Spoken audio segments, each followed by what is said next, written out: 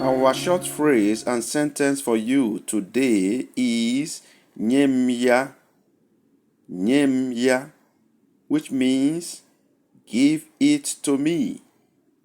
Nyemya is used when the person we are talking to already knows what we are referring to.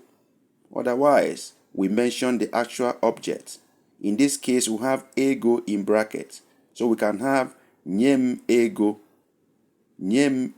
which means give me money.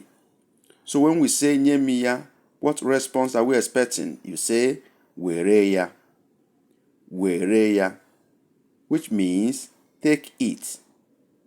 Wereya, take it. Nyemya, give it to me.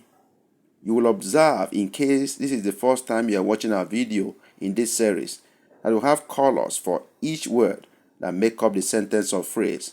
So take note of them as they are to identify their individual meanings so that you understand the composition of each phrase or sentence.